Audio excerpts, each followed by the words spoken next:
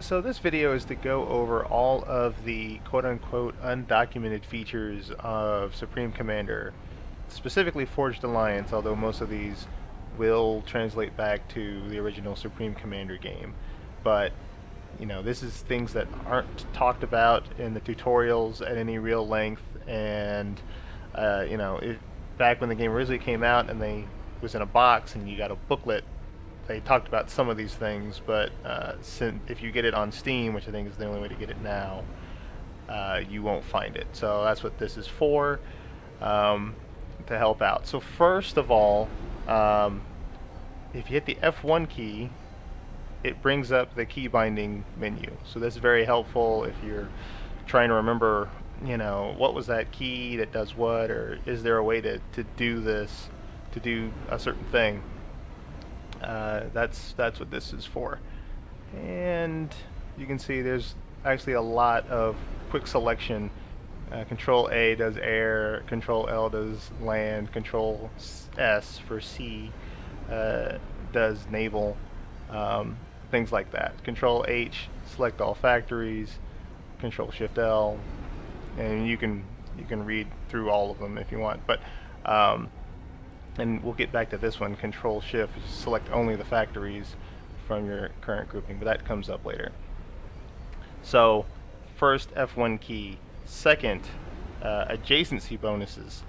Adjacency bonuses are if you ever build something and you'll notice that there's this nice little blue line that's in between two different structures. That means that typically it's for mass and for power generators. So that means that whatever building has this line on it will use less of whatever's connected to it. So since there's a power generator connected to this factory will use less power than to build something than it normally would. If you go and, so say I go and I make like a Tech 2 heavy tank, and you might not be able to see it, but over in this little corner it tells you how much it's going to cost when you build it. It says it's going to take 67 energy to build it. But if I click it and it starts going, when I zoom in, I notice it's only actually using 54, right? So there is some bonus, and that bonus is dependent on the magnitude of what's attached. So a Tech 3 power generator is going to give you a bigger bonus than a Tech 1 power generator. The other thing about the adjacency bonuses is it stacks 4 times, because every object here has 4 sides to it. So if you were to put 2 Tech 1 power generators on the side of this factory, you'd only get the bonus for the one side. But if you put one Tech 1 here, here, here, and here, then you would get the full bonus. Most of the time those bonuses aren't super significant. If you're building Tech 2 heavy tanks, sure, it costs 12 less energy, but at this point you'll only have 2,000-3,000 energy production, so that's not really going to cripple you. But the place that it helps the most is with mass storage. Mass storage and energy storage. Energy storage put next to a power generator will increase the amount of energy that is generated from that power generator. So if I come here and I put, where is it, energy storage, and I build an energy storage off of this guy, and we can compare that to this. And should make relatively short work of this, because I'm going to have 20 engineers come and assist. So if you look, before it made 20 energy, and now it makes 22. So not a big difference. Where that difference is significant, though, is on your mass extractors. So if you build a mass storage on one side, and this is a Tech 1 engineer, mass storage is actually, mass storage and energy storage are both Tech 1 units. So right now, you might not be able to see it, this guy is outputting 18 units of mass. And with the mass storage complete, now it does 20. About the same amount, same increase as this. So originally it was 18. So if you wanted to maximize that bonus, you'd build mass storages all around it.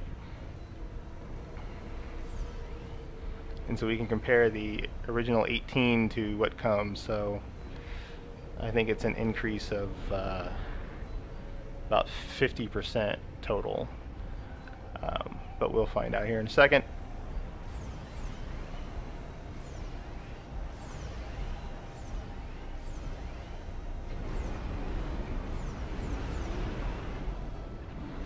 And all of these engineers are on patrol, so when they get within range of something being built, since I have surplus mass and energy, they'll assist. And they'll make fairly short work of that. So this mass extractor, which originally was making 18, now makes 27. So that's an increase of 9. So that's 50% more mass out of this, and it's that same percentage increase for every tech level. So a tech 1, you'd get 50% more mass out of it. A tech 2, you'd get the 50% more mass out of it. So that's adjacency bonuses.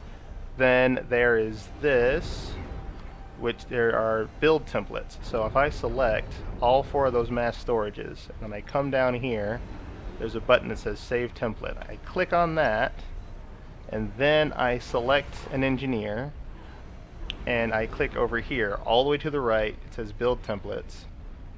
And now, there's a bunch of them down here, but we're going to find this one. It says Mass Storage.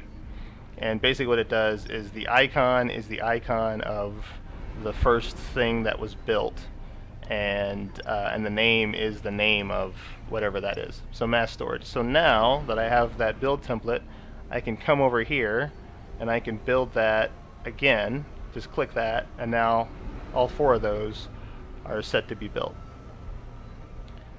And the other thing about the mass storages is, so if you have your build template and it's green, because that's where you can place it. If you place it someplace where you can't build it because there's something already there or whatever, then it goes red. And so if you do that, so say I was to put this mass storage right on top of that guy, you'll notice that this one here is red. So when I click it, it just doesn't get built. It just gets ignored by the rest of the system. So that's build templates. And when you go to your build template, if you right click on it, you can change the name, you can change the icon, you can create a key binding for it if you want, and you can even delete it. And the send to button, I've never tried this, so I don't know, but I believe that if you're in a multiplayer game, you can send your build queues or your build templates to another player, and that other player will be able to see it. So something to remember about build queues. So this is my Tech 1 engineer, you can tell because he's Tech 1 there. If I select my Tech 3 engineer, actually Tech 1 engineer, and you look at his build queue, it's here. I actually have 2 for mass storage, so I don't just delete that one, I don't need it. Well, I pick my Tech 3 engineer, you can tell because it's Tech 3, and incidentally, as an aside, this is where the experimental stuff is. So the Tech 3s can build the experimental, and they're the only ones that can do it. If you go to his build template, his is a lot longer. The reason that is when you select an engineer, he will only show the build templates that he can build completely. So if there is anything in a template that is Tech 2, your Tech 1 engineers won't be able to build it. They won't even be able to see it. So that's that. And the same issue comes up when you save build templates. If you select a structure that can't be built, and what I mean by that is it can't be built in that form, then that entire template does not get saved. This mostly comes up with the Cybran shield generators. On the Cybran side, you build a shield. It's at Tech 2, it's the first level shield, but then you can upgrade that shield 5 times or 4 times. But you can't build the fully upgraded shield. So if you have a fully upgraded shield and you try to add that to a template, then that template addition will fail because it says I can't build that. I can't build that from scratch like this, so I won't save it. So that's just kind of one of the things to remember there.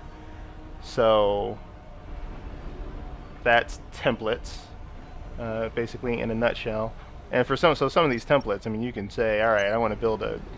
Let me find a big one here. I want a shield generator and artillery and, you know, anything you want to build. So if you build something a lot, like for example, if you build a Tech 3 mass extractor and all the mass storage, then that makes it easy. You don't have to select each individual thing. The other thing about the build templates is they get saved in the order that they were originally built. So what was originally built here was this mass extractor, this power generator, the energy storage, and then the 4 mass storages.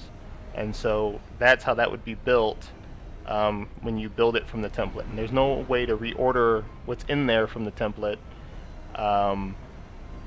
You basically have to build it again from scratch and then save it new. So that's build templates. And then after that we have factory assisting. So this is my land factory, and say for whatever reason I need to put I want my troops over here. So I'm going to right click there and make that the rally point for this factory. And in the interest of time, I'm going to build land scouts because those are really quick to build. So I'm going to build groups. So if you press and hold the control key while you're clicking, it'll add in groups of 5. So alright, he's building, and I say, well, I got these other 2 factories, so I'm going to select the factory, select the assist key here, and click on this factory. And then do the same thing for the next factory. And now everybody is working to build bikes. Here, we'll put a little bit more of that. So now we're all working to build bikes, and then some medium tanks after that starts. But say I need a unit quick and I don't want to wait, I can click here and build a heavy assault bot. And so now when he finishes building his tank, when he's finishes assisting whatever he was building for him, then he will start building whatever I put in his individual queue. And so now this heavy bot is going to come out. And since I have all my engineers assisting, that'll get built fairly quickly. And when these units get built on assist mode, they go to wherever the controlling factory wants them to go. So this controlling factory is sending them this way. But this guy's rally point is over here. So that's where that heavy assault bot is going to go. So once you basically slave a factory to another factory, that doesn't mean that all it can do is what the other factory commands it to do. That just means that, it'll wait until it's done helping it with whatever it is it's building, and then it'll do whatever you tell it to do individually. So that can be very useful.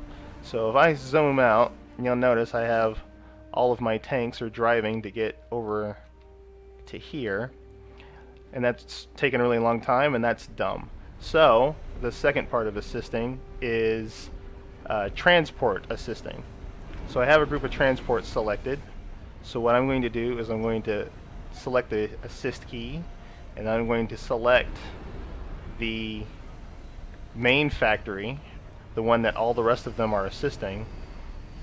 And so now all of my transports come in. I have 16 transports, and they're all sitting here waiting. So now what happens if I tell them, Tech 1, so I say let's build a bunch of land scouts and bikes. Now what happens is the land scouts come out and they go to a transport. Transport picks them up, and then once the transport is full, then the transport will travel its way across the map. And so this can be very, very beneficial if you've got, a long way to go, basically. Also, it helps because you don't have your unit showing up onesie twosie they show up all at once, or at least, well, in groups of 5. So these are Tech 1 transports. Each transport has so many slots that it can use to transport something, and different vehicles take up a different number of slots. So like a heavy assault bot, if I put it in here before the thing ends, if a heavy assault bot will take up more slots than a scout. So now we'll just follow this guy. Now the reason I had 16 transports is if there's a time limit. So if for whatever reason that vehicle does not get picked up by a transport in some predetermined amount of time, then it'll say, well, transport's not coming for me, and then it'll start driving on its own. And so it'll skip the transport and it'll just drive across the map. So if you have a long way to go, because it takes time for the transports to get where they're going and then get back, you want to have a lot of transports to make sure that nobody gets left behind having to drive on their own. And